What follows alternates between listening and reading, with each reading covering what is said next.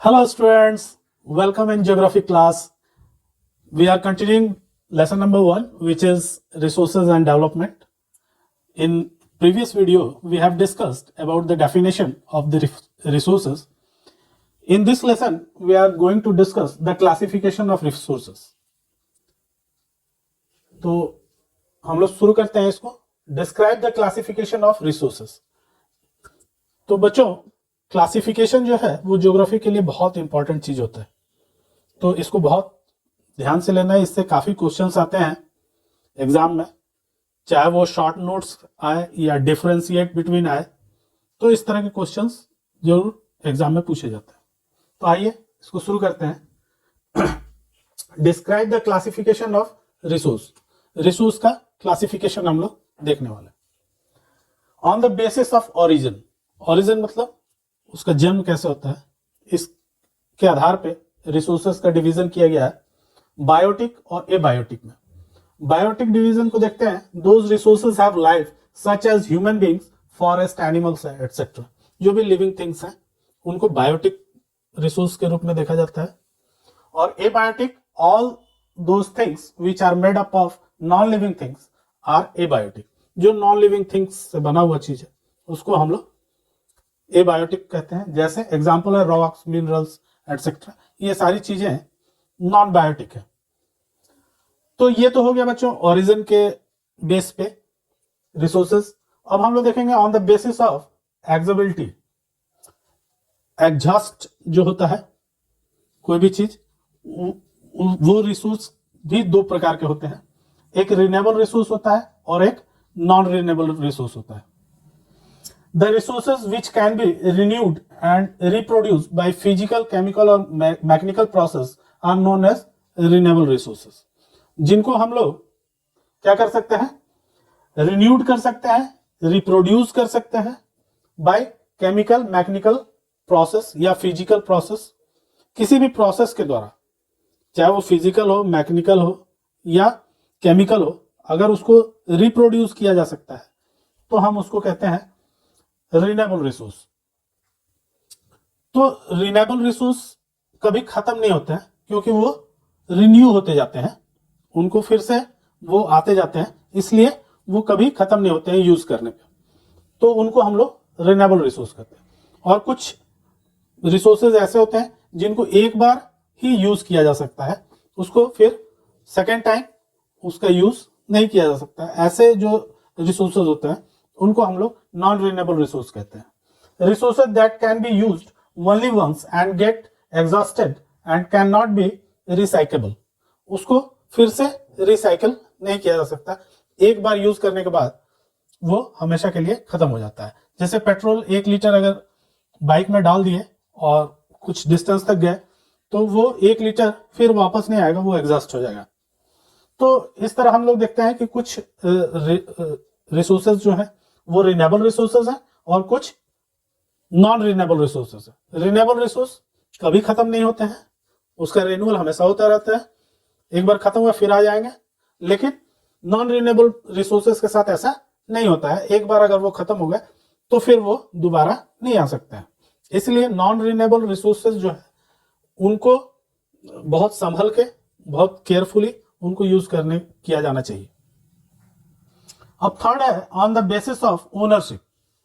Ownership मतलब किसी चीज के मालिक होना, ओनर होना. तो इसके आधार पे भी हम लोग देखते हैं कि इंडिविजुअल रिसोर्सेस. इंडिविजुअल रिसोर्सेस क्या हो गया, this resources are owned privately by individuals.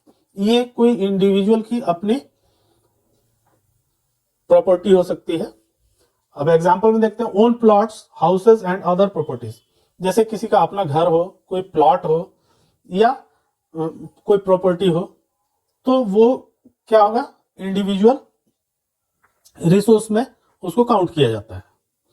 दूसरा है कम्युनिटी ओन्ड रिसोर्स, जिसको कम्युनिटी यूज करती हो, यानी एक कोई इंडिविजुअल व्यक्ति नहीं करके बहुत सारे लोग ग्रुप्स में उसका यूज करते हो. These resources are acceptable to all members of community. एक कम्युनिटी के सारे मेंबर्स उसको यूज कर सकते हैं. जैसे कि पब्लिक पार्क है, पिकनिक स्पॉट्स हैं, प्लेग्राउंड्स हैं एटसेट्रा. तो इन सारी चीजों को लोग कम्युनिटी में यूज करते हैं। कोई एक व्यक्ति का वो व्यक्तिगत चीज नहीं होता है, पर्सनल नहीं होता है, इंडिविजुअल नहीं होता है, वो एक कम्युनिटी की चीज होती है और उसको उस रिसोर्स को कम्युनिटी के सारे मेंबर्स जो है उसको यूटिलाइज करते हैं, उसको यूज करते हैं। Next is national resources. All the resources belonging to the nation, the country has legal power to acquire even private property for public uses. अब बच्चों ये बात बहुत आपको समझने की है कि जो नेशनल रिसोर्सेज हम लोग कहते हैं वो जो हमारी कंट्री की बाउंड्री है उसके अंदर जितनी भी चीजें हैं वो सारी जो है रिसोर्सेज के रूप में गवर्नमेंट की होती है, यानी कि देश की होती है। तो all the reserves belong to the nation, जितनी भी चीजें हैं सब नेशन को बिलोंग करती हैं।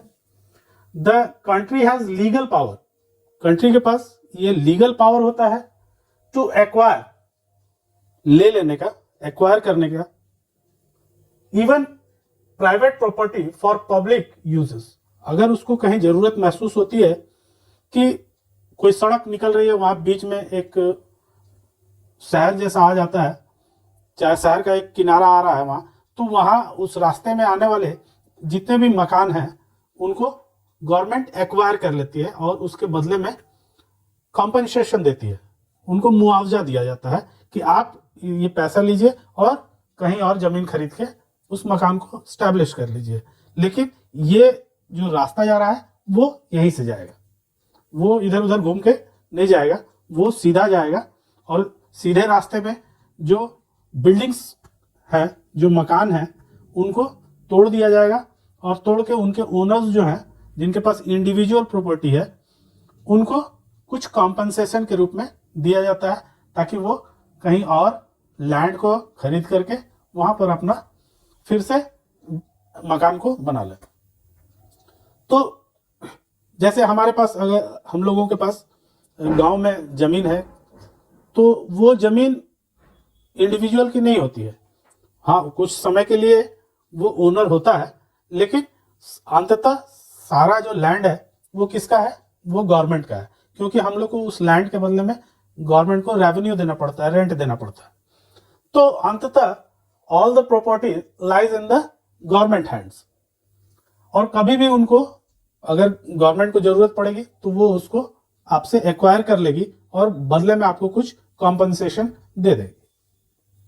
ऑल मिनरल्स, वाटर रिसोर्सेज, जितने भी मिनरल्स हैं कंट्री में वो सारे, जितने भी वाटर रिसोर्सेज सारे गवर्नमेंट के हैं।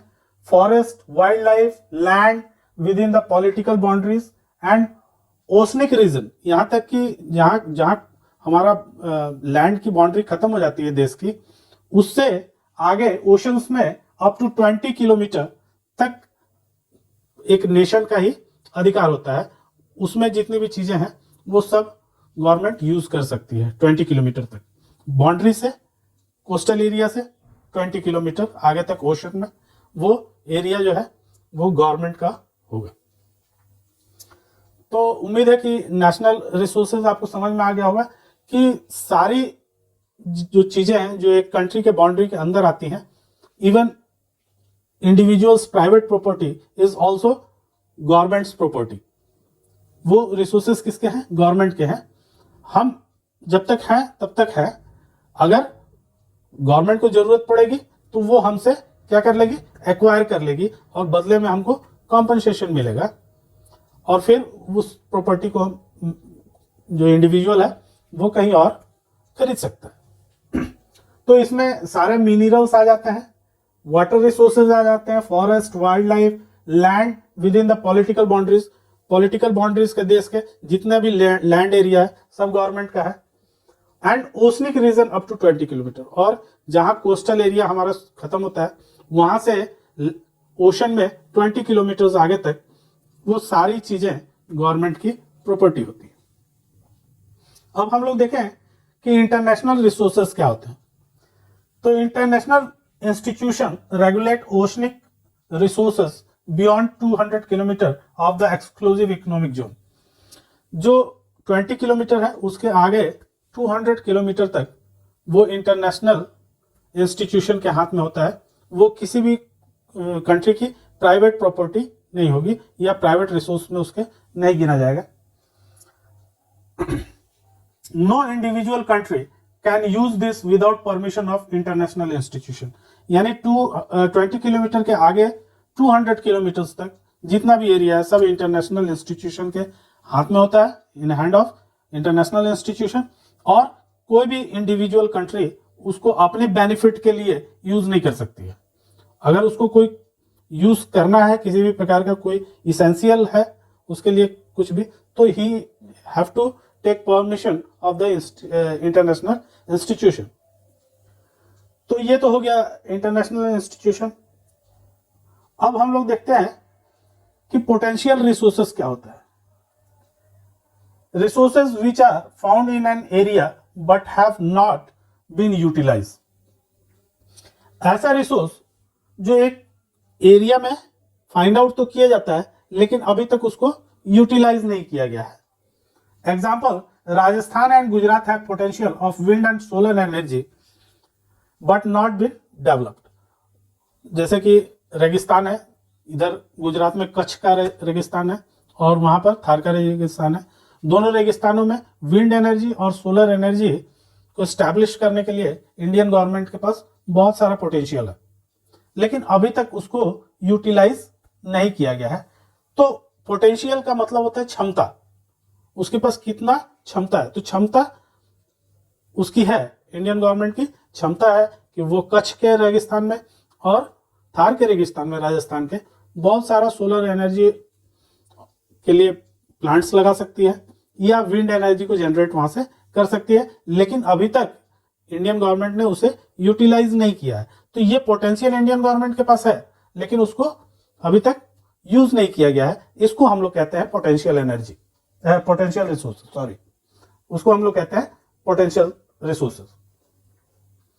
डेवलप्ड रिसोर्सेज, तो developed resources which are surveyed and their quantity and quality have been determined for utilisation. अब ऐसा कोई रिसोर्स है जिसका सर्वे हो चुका है, यानी कि उसको पता लगाया जा चुका है। एक सर्वे डिपार्टमेंट होता है जो जगह जगह खुदाई करके मिनरल्स का पता लगाता है।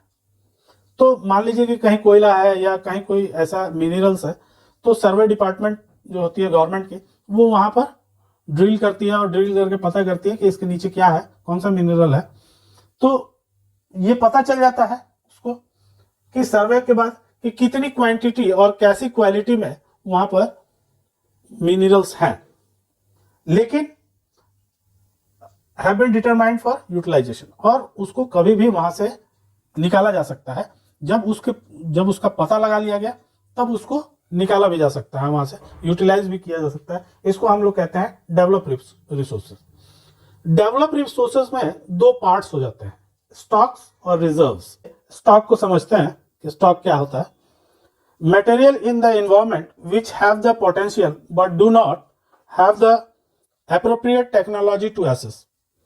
मटेरियल, ये मालूम है कि मटेरियल है नीचे ग्राउंड के, लेकिन इन्वायरमेंट में वो प्रेजेंट है, लैंड के नीचे वो मालूम चल गया कि वो मिनरल है, लेकिन उसको निकालने के लिए प्रॉपर टेक्नोलॉजी नहीं है। तो उसको हम लोग स्टॉक कहेंगे कि वो स्टॉक में पड़ा हुआ है। जब टेक्नोलॉजी आएगी तो उसको एग्जॉर्ट किया जाएगा, वहां से उसको निकाला जाएगा। अब रिजर्व देखते हैं। Resources having potential and technology but reserve and utilise in the future. अब कुछ ऐसा रिसोर्स है जो मालूम है कि यहाँ पे है, लेकिन उसको जानबूझ करके छोड़ा गया है कि उसके लिए टेक्नोलॉजी भी है और जब चाहे उसको निकाला जा सकता है, लेकिन उसको फ्यूचर के लिए छोड़ा गया है। तो ऐसे रिसोर्स को हम लोग रिजर्व रिसोर्स में कहेंगे।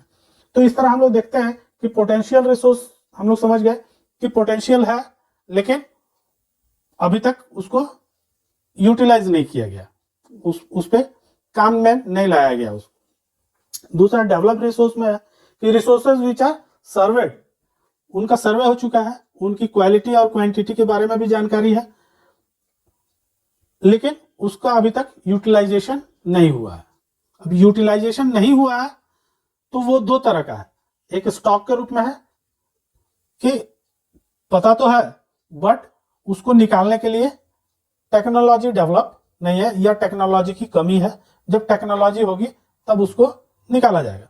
दूसरा रिजर्व, कि ये मालूम है कि वो है लेकिन उसको छोड़ा गया है फ्यूचर के लिए, तो उसको हम लोग रिजर्व कहेंगे। तो इस तरह हम लोगों ने देखा कि कैसे इसका क्लासिफिकेशन किया गया है रिसोर्सेस का। उम्मीद है आपको समझ में आया होगा बच्चों। तो समझ में आया तो दोस्तों के साथ शेयर कीजिए, लाइक कीजिए वीडियो को और सब्सक्राइब करना मत भूलिए। Thank you.